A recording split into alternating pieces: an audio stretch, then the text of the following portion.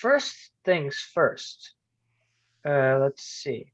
What what we wanted to ask is, when doing our research, we're particularly interested in different solar panel technologies. Solar panel technology has, as far as we understand, advanced miraculously in the past 5, 10 years.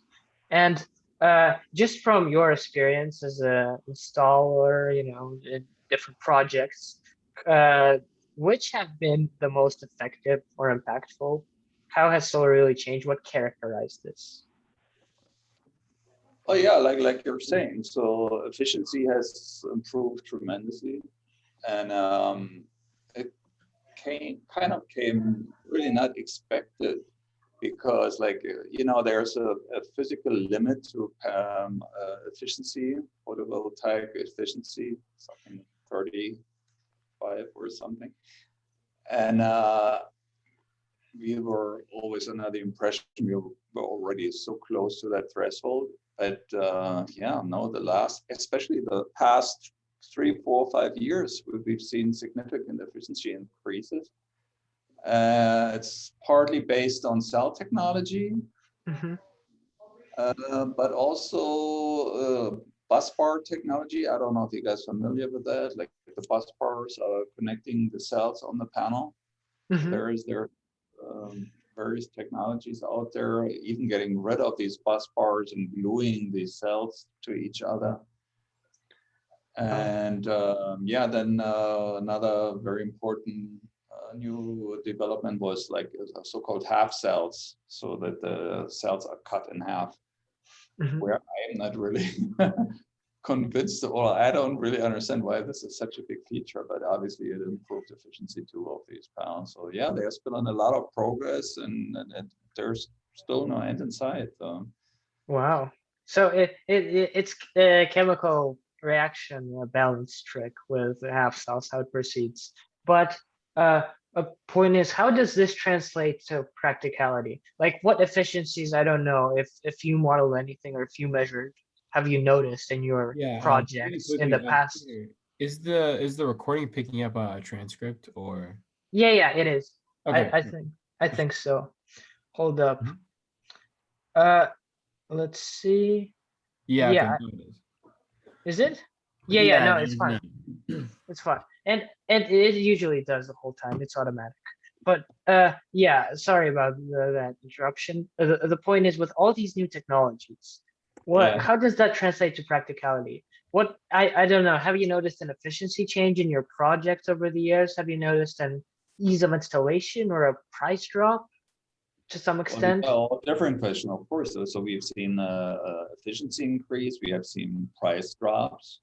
So both at the same time, and more efficiency means you have to understand on residential roof, there's always restricted space, right? Mm-hmm. So the more efficient panels you have, so the more options you have to put these panels on the best side of the roof. Just to give you an idea, if you have a south-facing panel and you have a north-facing panel, depending on the roof pitch, the Yeah. south-facing panel is going to produce like 50% more than the north-facing panels. So if you have very efficient panels, you can put them all on the good side of your house and have more flexibility and more options for installations. If you could pinpoint a few driving characteristics behind these major advancements, what would you pick? Like if you had to pick, I don't know, two or three, why did this advance at this rate?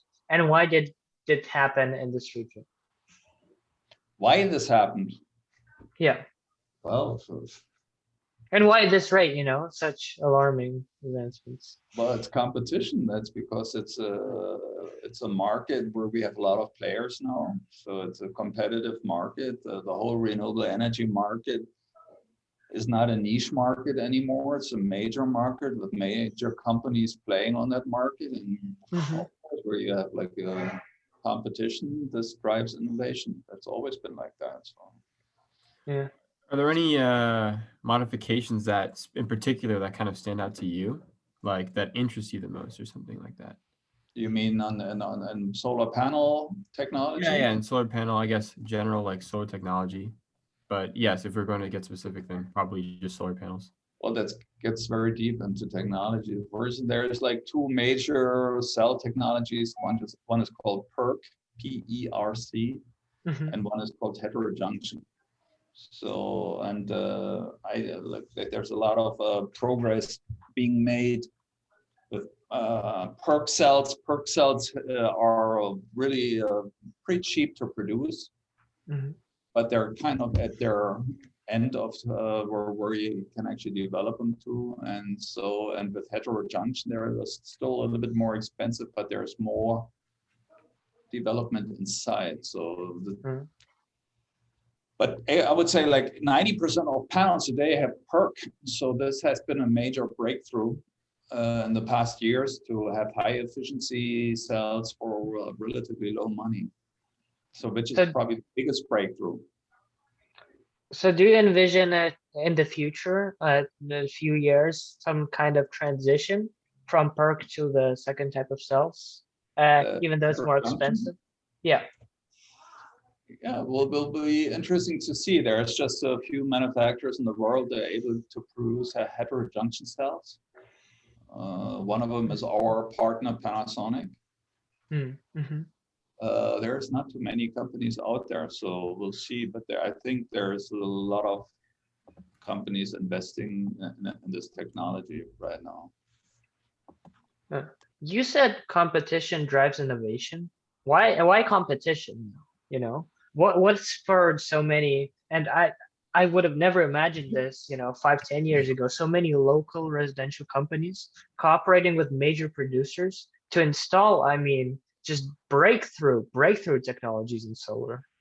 I would have never expected that this type of scientific advancement would go such a local residential scale, and at the same time with so many, competing companies, each with their own niche, and each trying to grab the other parts of the business. How did this develop?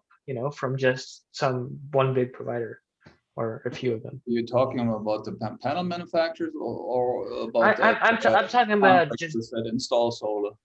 I'm talking about installers, yeah, specifically, I mean, local installers that are partnered with, major manufacturers.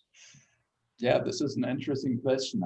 So this contractors market has exploded, right? Here in just so you know, here in Las Vegas, that's my market. I believe we have more than 200 solar companies here, 200. Whoa. So there's a lot of competition. But this industry, unfortunately, attracts a lot of fishy, shady players. And I would say 90% of the companies doing business here in Las Vegas as solar companies are actually doing it on an illegal base. But because it's so many companies, the contractor sports are just not able to keep up with it and to enforce the rules, which is a bad thing. So yeah, I mean, solar, you have to understand that it looks very interesting for a lot of companies because solar is still expensive. It's a significant investment. And yeah, there's profit in there. So that's what attracts these people and what it should be, right? It's something that's good for the environment, that's good for our future. So of course, it's a great thing if it attracts a lot of industry partners that want to do business, and competition again is good for innovation. So it's a great thing. So can you talk a little bit more about these companies operating about an illegal base? Because I feel like we all like to think about like any kind of solar is good solar, but can you talk about, I guess, sort of No, certainly how not. these companies can Actually, negatively really affect it? Because we see the new side. it's damaging the reputation of the industry, especially here in Vegas, but many other places are the same. So there's a lot of people knocking on doors, right? And people that don't understand anything about solar and just selling these systems in the name of some sales organization. A lot of these solar companies are basically nothing else than 2-3 people working from their living room, putting out some marketing material, and then trying to find some company to install them for them. And so the legal base here, at least in Nevada, is if you sell solar, you have to have a contractor's license, and everyone who is selling solar has to be an employee of a contractor company.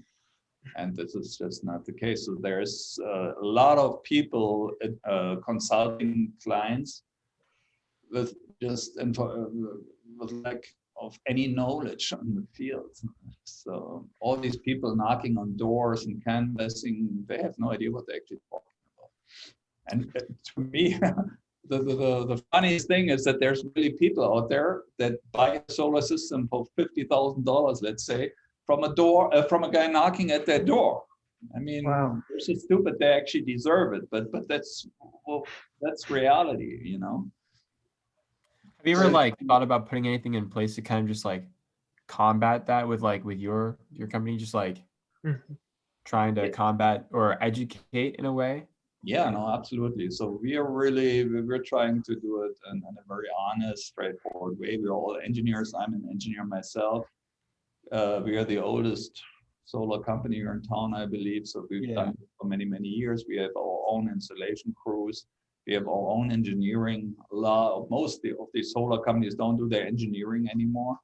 That means, like, you know, when you do a solar project, you have to pull permits and you have to make drawings and all that kind of stuff. And you have to Do they engineer. outsource most? Yeah, they How does it work? outsource. Okay. There's a lot of engineering companies, especially like in the Asian Yeah. countries. So they even took engineering to Asia, not just production.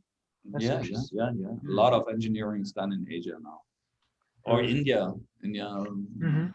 And they obviously do it for a fraction of the cost. On the other hand, they're not able to really see these projects, so they're not able to talk to the homeowners. And for us, this is just an essential part, that engineering and sales and installation work hand in hand, like in one team. So, a trend we have perceived is that all these one sketchy problems, but at the same time, grid democratization and just if you want to get connected to the grid for example, from our previous interview with the Museum of Solar Energy, we found that some people, you can only sell for 1/10 of the cost you buy. So for both of these extremes, a lot of the problem seems to be with regulators. Nothing, not even prices, not access, just regulation. Yes. And just old laws that don't get updated. So on both ends, how would you change, or what would you establish, as companies with these regulators to, one, perhaps enforce the kind of shady salesman, make it into a transparent market. So you still want to enforce, but two, at the same time, democratize the grid. Establish public-private partnerships with companies. Make sure that you sell at a fair price when you're connected to the grid. How do you reconcile these two, or what strategies would you use for that? Well, speaking about there's two very, very important points here. One is the whole aspect of bureaucracy. So you probably hear I'm originally from Germany, and I always thought Germany is a bureaucratic country. But what I'm facing here is just outrageous. The bureaucracy is limitless. It's actually really blocking the progress of solar energy and renewable energy. Just that here, just in Las Vegas, we have 4 jurisdictions just in the city, and every jurisdiction does things differently. And just imagine, for the whole country, there's not a general understanding of how solar should be permitted, which is crazy. So the permitting costs, the soft costs are like 3 times as high as, for instance, in Germany. So I think in Germany, you don't even need a permit. So if you're a contractor and you have a proven record, you can just install a solar system and obviously have to guarantee for its functionality. So this is the one thing. So this is definitely a huge field for improvement. Don't ask me how to find a solution for that. I have no idea. I'm not a politician. So definitely a really painful area. And the other thing is even worse. Just to give you an idea, in Germany there's, I believe, 20,000 utility companies, electric companies selling electricity. Guess how many companies we have in Nevada? One, two, One. Wow. one. Wow. So this company dominates pretty much the whole state and dominates the rule building, the legislation. And obviously what we're doing with solar is not in the interest of an electric utility. Hmm. So there's always this conflict, and you see that all through the entire United States, that solar companies are fighting with utilities instead of working together. And this is, of course, very, very unfortunate. If you talk about democratizing electricity, well, the first thing would be to allow an open market, which is not the case. So here in Nevada, it was on the ballot, and the people voted for liberalization of the utility market, electricity market. And then in the last election, NV Energy, that's the local utility, put, I believe, like 10 million into marketing to prevent it. And yeah, so they got through. And these 10 millions come from the citizens of our state. That's the craziest thing. It is, something's completely wrong there. I thought like the United States is the country of competition on a free markets. So I guess in this situation, who would be in the position to, I don't know, negotiate with government? Producers like yourself? Or I guess, Yeah, that's what I was thinking. would that require some coalition of local companies? Well, there is fights everywhere about that. Of course, that's a fight about which is typical in a democracy, right? You have players that are trying to save their interests, right? Like a lobby for their interests. So the whole fossil fuel industry. I mean, I think from the 10 biggest companies in the world, 8 are directly related to fossil fuels. So obviously they have a huge power, and they can control a lot of things. And even the grassroots movement only has so much capability, and it's up to you guys, your generation, to really be vocal and help that we make this progress, which is so essential and important for your future. So that's why I love to talk to guys like you, because it's really in your hand. I mean, I'm 62. So I won't really have to deal with it, but you really going in there in full speed. And I mean, the catastrophe is foreseeable. Everybody knows climate change is real, and it's going to be the worst problem for your generation. Yeah, so a part of our project is going to be about, I guess, educating people about solar energy and the solar market. So we already have a ton of information about like the science of solar, and also the benefits, the local benefits of solar. But I guess we could stand to have a lot more information about sort of the business aspects of solar, and even the development aspects or the installation aspects. So is there anything that you think is noteworthy that I guess the general public should know about, sort of your side of the solar market, about the kind of stuff that you do, that you think is really, really interesting, that you think is really like beneficial to know, stuff like that? Yeah, well, there's a couple of things. So for instance, unfortunately, there's a lot of bullshit, sorry, in this industry, and again, like I was saying, it attracts a lot of shady players. So one very specific thing about my industry is these long-term warranties, right? If you buy a solar system, the manufacturers and contractors claim to give you a 25-year warranty, right? Pretty much on everything. There's no other product in the world that has these warranties. No car, nothing. This doesn't exist. So it's kind of questionable to work with these warranties anyway, and there's an inflation of warranty statements. And it's very easy to make these statements because most of these solar companies, these solar contractors, go out of business after a few years. That's actually their whole business idea. So selling systems, speaking about warranties, and then just closing the business and go somewhere else. So this kind of the business philosophy. So that's why it's so important, and that's what we're trying to educate people that to make solar work. I mean, the payback of a solar system for a residential homeowner here in Las Vegas is still 10 years, around 9-10 years. And if you have a system that continues to produce after these 10 years, then this investment makes sense. But if you have a system that stops working after 10 years, you really haven't made any money with your system. The investment really didn't pay out. So that's why it's so important that people understand how these warranties work and how they are secured and what they need to do to get these systems really running for these 25 years. And reality is that 80% of these systems you see on your roof where people think they have a 25-year warranty, they have no warranty at all. Nothing. And they don't even know that.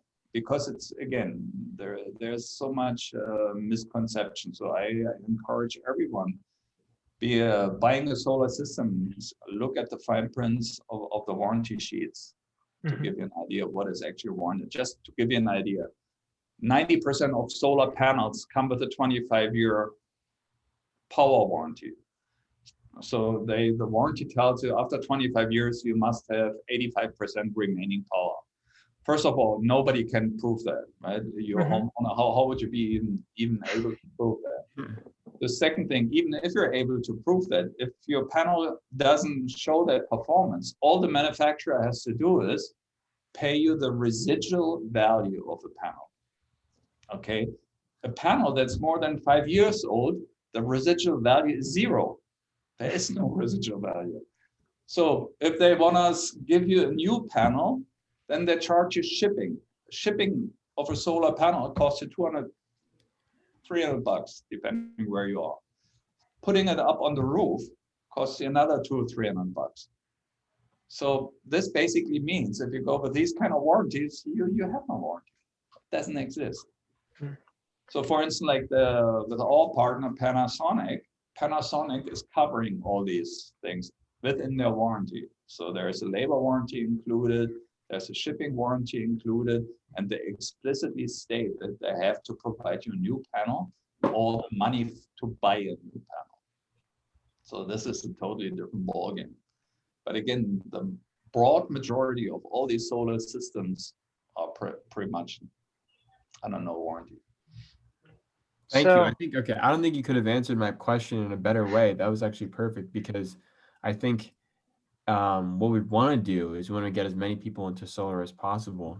But I think it's very important that we can't just tell people buy solar, but we also need to tell people to buy solar carefully. So that is something that basically you've shined a lot of the light on, given us a lot of information about. So I think that's very good. Thank you very much. Yeah, you have to understand that, and that's the thing. Like, if you give out wrong information and about solar, and then at some point people get hurt, right? They already got hurt. Many people here in town got hurt because their solar contractors went out of business and they paid a lot of money, and they were so stupid to buy at the door instead of comparing different quotes and stuff like that. So a lot of people got hurt, and as I mentioned before, this is really, really damaging the industry. So a lot of people say, solar doesn't work, it's all crap, and these are just salespeople, and in reality, these systems don't make any sense. So this is really, really, really dangerous. So we need definitely, an analysis from guys like you and support from guys like you who understand what it's all about and educate the people about it. So if it's this battle, between utilities and solar, and also these small time solar like David and Goliath, is there a chance that these big titans could transition to solar, or do they just see I don't know better solutions to relying on fossil fuels? I mean, if you can't change the system, can the system change itself? Or how could you push it? It partly does already, right? So and it's really a generation thing. Generations change. So the old generation still believes in fossil fuel because that's what they grew up with, right? your generation probably much more believes in renewable energy because that's what you grew up with. And the more and more your generation comes into power, the more difficult it will be for that old fossil fuel generation to keep up their assets and keep renewable energy away. So that's a generation thing. Like with many other things, like I don't know, gay marriage or whatever, which was unthinkable for my generation. It's totally normal today, you know. So that's just societal development.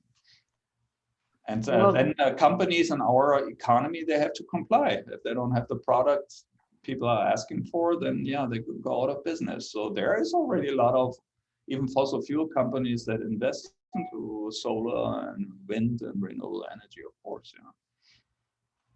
So I guess in that sense, is there any way government could facilitate the process? Like, have you seen? Because for our purposes, you know, what we're trying to do, we might have to rely a lot on public-private partnerships with either partially governmental utilities or local government regulation itself, and the local producers like yourselves, but in DC. Yeah, are there any incentives like that in the Southwest? And how would they look like? Are there incentives to households, perhaps, to help Yeah, I this mean, of course, process? and government has been doing a lot in the past, and it's very important that government continues to do that. So you guys are probably aware there's a federal tax credit. So that credit is 26% right now. So if you install a solar system, the government lets you take off 26% of the system cost from your taxes. So, and it used to be 30%, and then it was supposed to go down to 20%, and now it's been reset to 26%. And I believe with the next infrastructure bill from the Biden administration, we're going to see maybe even a higher tax credit again. So this is extraordinarily important for the solar industry. Obviously, you have to see, like, if the solar industry wants to be compared with the traditional fossil fuel industry, the fossil fuel industry is not paying for the environmental damage they create and generate. So to say that there is a subsidy is actually, it's deceiving, because the fossil fuel industry, first of all, they also get subsidies. And the second thing is all the environmental damage, climate change, everything, all the environmental damage, they're not paying for that. It's actually the citizens that are paying for that. So that's why it's really justified to have some kind of promotion and incentive for solar energy. And then, of course, depending on which state you are, there is rebates and local incentives. That depends on where you are in the US or in the world. So it's good that incentives are there, but what can I guess what can residential how should we pitch the residential argument? I guess what would be, for example, the life cycle of the battery, and what could they expect to get out of it under favorable, you know, local governmental cooperation conditions, or with fair installers, you know? You're speaking about battery now, or? No, I'm speaking about the life cycle of the panels themselves, of the system. You know, Say again your question. I didn't okay. So I was saying that since there are already incentives for that residential installation, right? But how could you, I guess, could you pitch it financially? Like, how would the life cycle of the system compare to how much value it would bring to either in terms of, you know, the subsidies or tax relief, or how much you're giving back to the grid? Well, so this is also some kind of incentive and that's called net metering. Have you ever heard about that term? So of course, there's also a fight in all states and between utilities and solar contractors about that net metering. So the utilities claim that net metering is a subsidy to solar clients, and it would,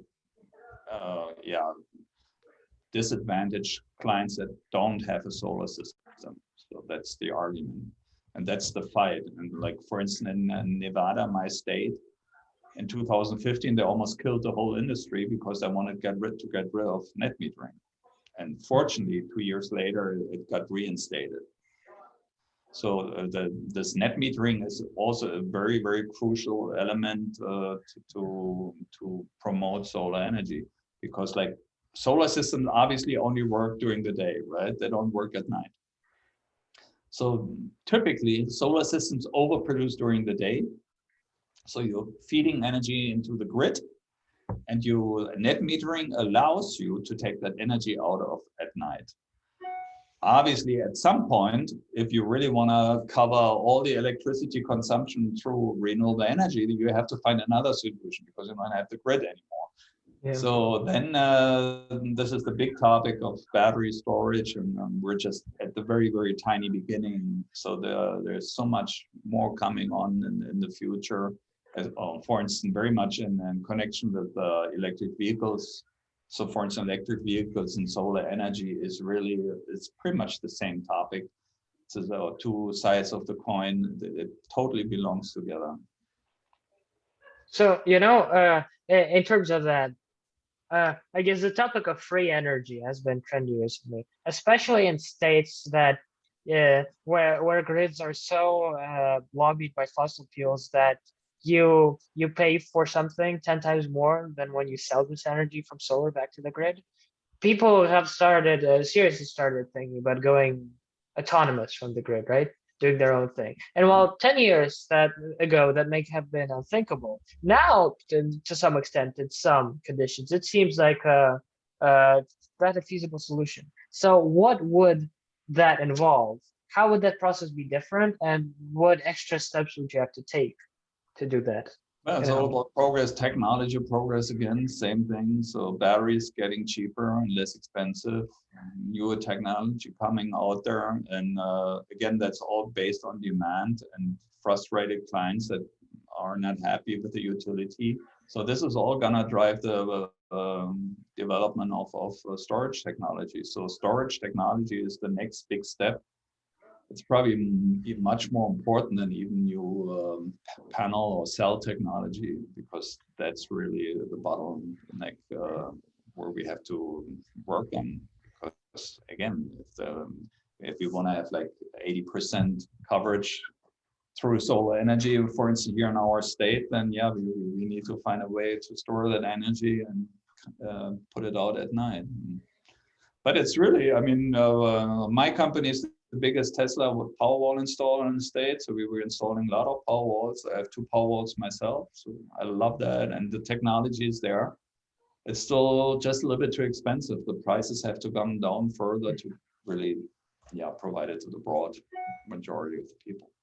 Yeah, about the Tesla initiatives, how would you say that impacted the market as opposed to more traditional systems? Would you say it kind of was a propelling factor for residential solar? Or you mean their battery technology, the Powerwalls? Yeah, their Powerwalls. Yeah, and I mean, as well as their solar roofs too, you know. The solar roofs, forget it. It's no, I don't know. I mean, well, we are Tesla Powerwall and a roof partner, but we haven't done a single installation. So it's just much too expensive, and that really doesn't make sense. You have to understand, solar energy, the prices came down because you had these standard panels, right? All these panels pretty much have the same size, shape, and so it's like a standardized product. And then if you have, I don't know, 100 companies competing and producing these panels, this brings the price down. So like the solar tiles is just one company producing them, that's Tesla. Although there are a couple of small other players that do that. So there's no competition. There is not gonna be any price decrease. This market just doesn't work. Why is the Powerwall a better solution then? So the Powerwall is because, he has just it's just the best product right now for the money. Mm-hmm.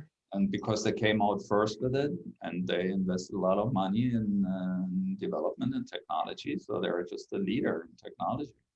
And it's just tough for the other ones, for the other companies to keep up with it or get back into the game. So you see that in the car industry. Finally, like the big car companies jump on the train, but much too late. They should have done it 10 years ago. Mm-hmm. Well, But what would you say drove? Why would the, let's say, a solar roof not be a practical solution as opposed to the Powerwall itself? What drives the price of the Powerwall, value for money, to be more reasonable? Well, the If that's, Powerwall is for everyone who has solar, no matter what kind of panels they use, what kind I of see. inverters they use. It's for everyone. So you have Mhm. a huge market, right? Okay. The solar roof is just, first of all, it's for tile roof. It's just a black tile right now. And again, the installation process is extremely expensive. And it's, again, you don't have these standard elements that compete with each other. So it's just not a feasible solution for the future. It's just for a few rich people Mhm. that want to have integrated solar, but it's never going to be a mass market. I see. Well, uh, I guess just as a general concept historically, the Southwest has been viewed as kind of the birthplace of national solar, and also in terms of solar, most infrastructure developed region as opposed to other places, even though some other climates could also very much fit in. And at least that was, a few years ago. But is that really still the case? And if so, why or not? And if that is the case, how can other regions, like for example DC, which gets plenty of sun and heat, and how could they catch up?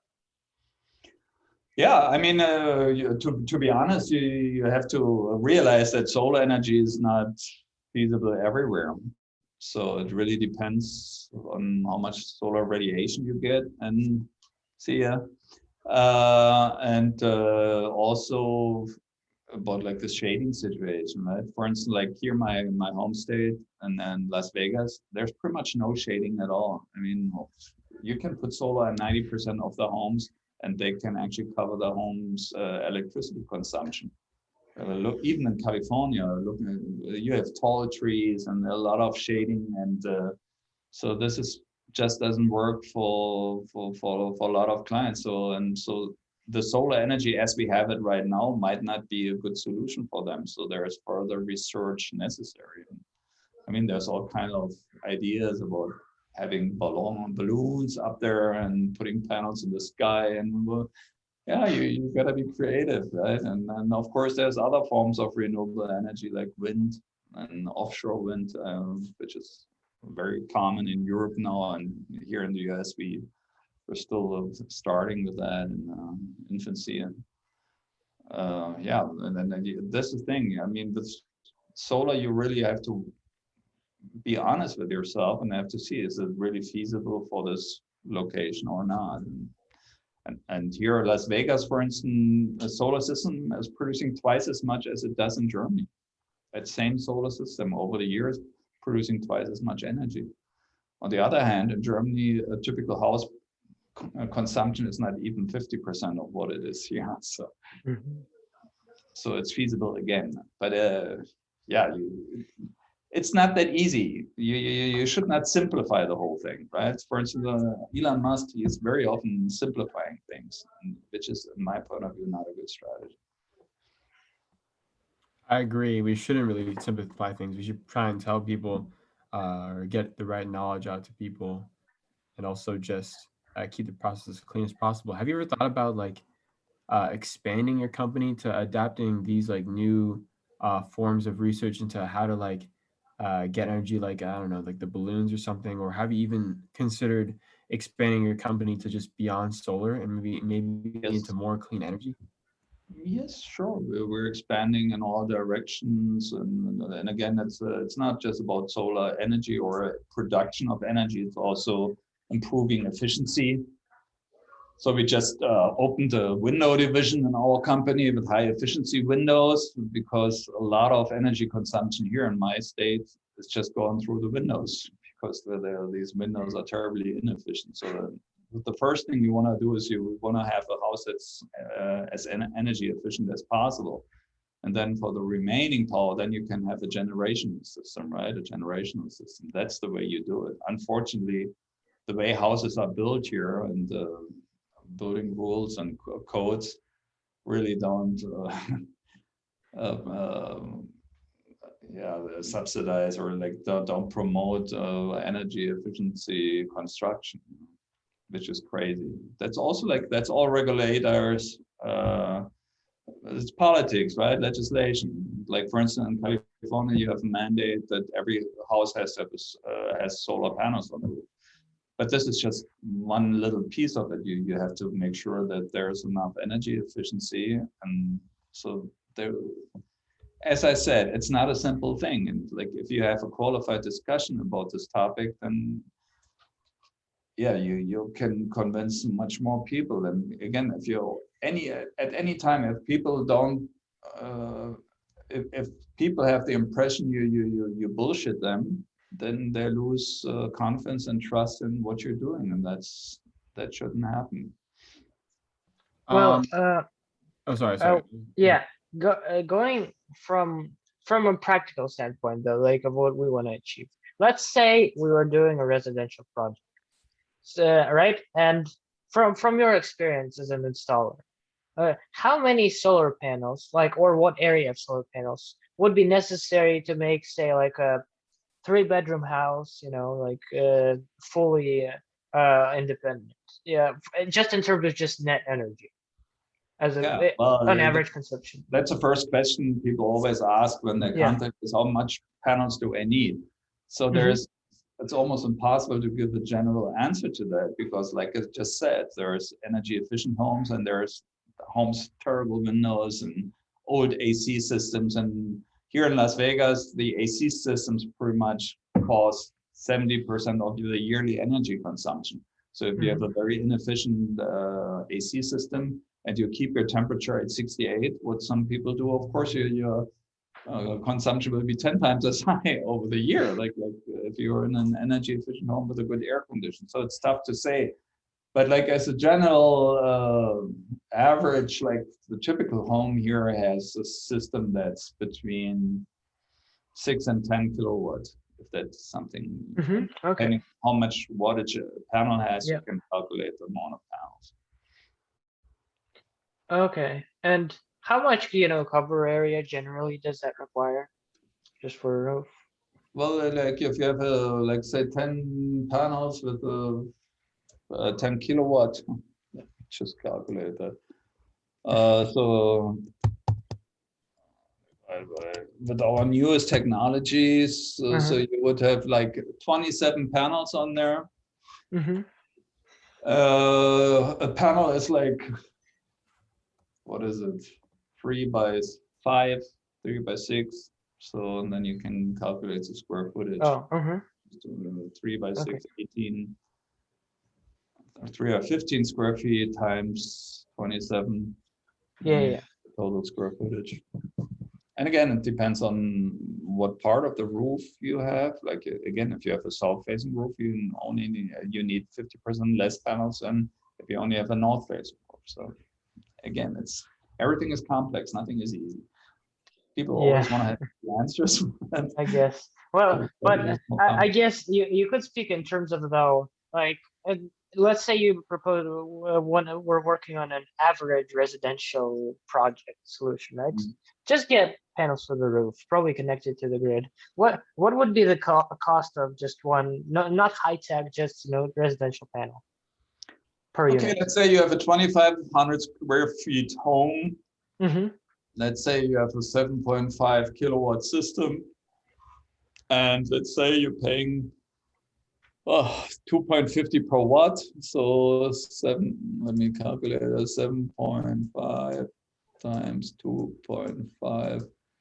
So the cost is, let's say roughly it's 20,000 as an average before tax credit.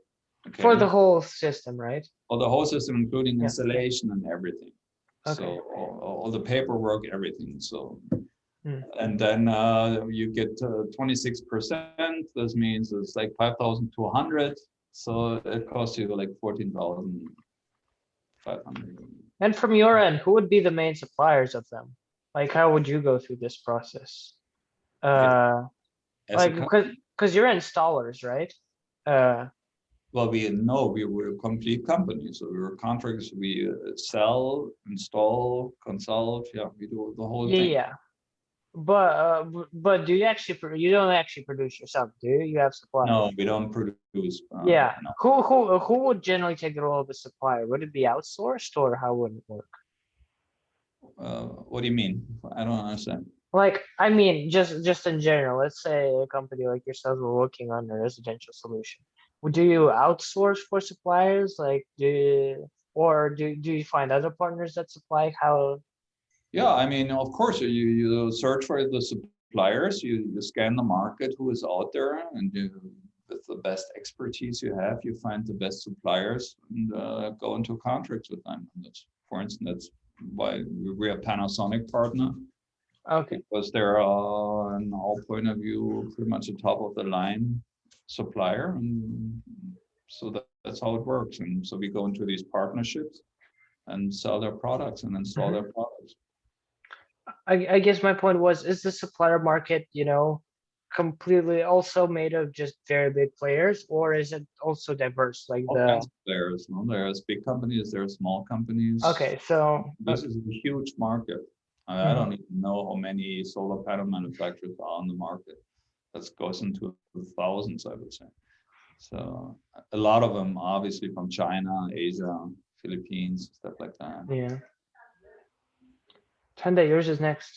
So I was thinking basically, well, I have two main questions, and then we might have to sort of start to like wrap up the interview. But basically, what is the recyclability of solar panels, the parts of solar panels, and also is there any demand for recycling solar panels? Yeah, it's going to be a huge topic. Totally. Very, very important. Good question. And that's something the solar industry has pretty much avoided in the past. That's a topic that's going to be more and more important.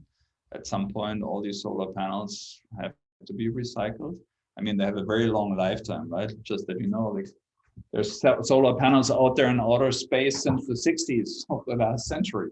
So that's how long these panels are produced, because there's no moving parts and stuff. But of course, they have an end of lifetime, and then there has to be a solution. And there's companies out there looking into this, but there definitely needs to be much more research in this field too, because that's a crucial question. And there will be new technology in the future to produce solar panels. So one key technology, one term you guys should remember is the term perovskite. Have you heard about that?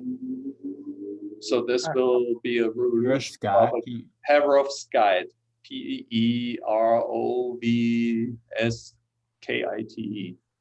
So this is a technology which is not based on silicon, and there's still some concerns about durability. But once these problems are solved, this is completely gonna replace the current silicon technology. Okay, yeah. So just a lot of it is material science, right? Sure. Well, anyways, I think last one. So we do want to install, but a lot of democratization also comes through, raising awareness. So in your experience, as as someone who has to combat, these fake warranties, fake salesmen like that, and just almost a complete, a lot of disrupting elements in the market. It's not really well regulated, as well as, tussles with the grid, the government, etc. How would you raise, what would you use to raise awareness among like local residents about the opportunities of solar? If you had the opportunity, what would you do in that scenario? Yeah, so it's all about education. I mean, I think it has to start in school, to be honest. Like, I think this should be taught in school. That's how everything starts. That's how it would move from the young generation to the older generation. It's all about consulting and education. So that's what we're trying to do. And I'm always asking schools, do you want me to come in and talk about solar? Because I love to talk to kids about it and get them excited and enthusiastic, but it's not really accepted yet. So it has to, like here in Las Vegas, a lot of people know about solar already because it's so prominent, pretty much like I would say 20% of all homes have solar already. So it's a typical thing and everybody talks to their neighbors. And so it's a public thing, but like, I don't know, in other states, it's probably not going to be like this. So there's a lot of education. Definitely not in DC. We're not in all of it. I can Yeah, imagine. definitely not. Yeah. But I mean, you have a candidate, for our school to come and talk about it for sure. No, yeah, if you Yeah, pay that me would the be trip, great. I might consider. But what was I going to say? So I forgot it. Go ahead. What were you gonna say, Chandai? No, I was just saying it would be great if you came to talk. You were talking about like just education and starting in school level, if that helps you remember. Yeah, that's what I was going to say. So Yeah. the good thing is solar energy, like solar photovoltaic, is not complicated, right? It's not like SpaceX technology or something. It's really simple. It's really easy to understand. Even kids understand how this whole thing works. You don't really necessarily have to understand how a cell produces power, but the whole thing, like having a panel on the roof, generating energy and feeding it into the grid or to a battery is really very, very easy to explain. So there shouldn't be actually a lack of understanding because again, this is a simple, very simple learning. Would you say an experimental approach would work best in this context? Say we were to install a small solar system, nothing major, but in a either in a pre-K or in an elementary school where kids can always see the battery, see that it's Sure. producing something. Yeah, I think every school should have solar on the roof. Absolutely. And then there should be classes and they should learn what the solar system is doing and they should work on the solar system, maybe install a few panels. And of course, they have to learn about electricity, which is important. This is also something here in the US, there's just like physical expertise, like physics is not very well spread. No. So there's a lot of confusion, what's kilowatt and what's kilowatt hour. And, my favorite topic is the US should finally implement the metric system and just stay away from the imperial system, because with the imperial system, there's not going to be any engineering future here in the US. As simple as that. If the US doesn't switch over to the metric system, they're never going to be competitive. And if you look at it, basically, now even I was surprised to hear that all engineering is outsourced for solar panels. Even, I mean, if you get to that stage, when the only thing you do is sell, I mean, then in whose hands is the market really in? Yeah, but that's what it is. So like, that's what people love to do here, is it's just selling, and that's an easy sell, and you can make a lot of money, and it's not so tough to understand, and this is what's attracting these people. Well, I hope that we could bolster some more innovation, excitement, if you spread awareness properly, maybe. I mean, and it's got to start somewhere, right? In DC, if DC can do it federally, then states could also say we can do it. Absolutely. And I Instead really, of again, I like you know this. I really love to support people like you. I think it's great that you deal with it, and it's essential. It's necessary. If you guys don't wake up, I mean, it's gonna be over. It's your world. And what always strikes me as an engineer, the solutions are there. They're on the table. You could have done this 30 years ago. It's a decision we have to make. And so it has to be in your brain. You have to be committed to do that. And then we can all have a bright future. But it's something we have to do. And again, it's no rocket science. It's easy. It's so easy. Well, yeah, I guess. But to further our research in the Southwest, could you recommend? And we we do plan to come on the week of the I think 14th, and we'll let you know, in the process before we do our exact plans. But is there a chance you could recommend any local solar farms, to see how, or major projects that you're doing to see how it connects with the grid You live? can go, like, for example, you can now go out to an installation. I mean, we do 10, 15 installations a week. So you can always go and go to an installation site and see the process. Mhm. There's also a lot of large scale solar power plants here in the vicinity. Yeah, so we, and how would we arrange those per se? Because I mean, it's one thing, Go to there, go it's just in the desert. You can just go there and look at it. okay. So It's pretty easy. And there's another really interesting project for you guys to see. It's the Ivanpah solar towers. I don't know if you've heard about them. what is it called? Yeah, that's interesting. That's a very specific solar technology where you have a tower and like thousands of mirrors. Oh yeah, I've seen that. Don't they have one? Yeah, In yeah. Okay. That's right next to me here. And actually, I'm a Wow. pilot. I'll fly over Awesome. there. So it's really spectacular to see that from the air. So you have like three towers, and they're constant, like there's mirrors all around them, and these mirrors are computerized, and they focus the sunlight into the tip of the tower, and there you have like a steam system that runs a generator and produces power. Isn't there a really, really large one in Spain, I believe? Yeah, there's one in Spain too, Mhm. and there's another one. They actually built up a bunch of them in Sierra Nevada. They have a development. But to be honest, I don't believe in this technology. It's too complex. Again, like solar is so simple. It's the simplest thing in the world. You have that panel, put them on the ground, and then there's not much more to it. That's So true. Yeah. this technology is much too complex, and it doesn't really give you a lot of benefits.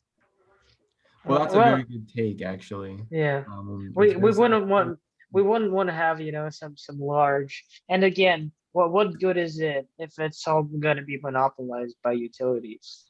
Again, But we want to that's really a crucial thing. So we want to bring solar to consumers, and that way, I think, I and look, it's been proven it can be democratized. People it can has have it on the to, roofs, and it works.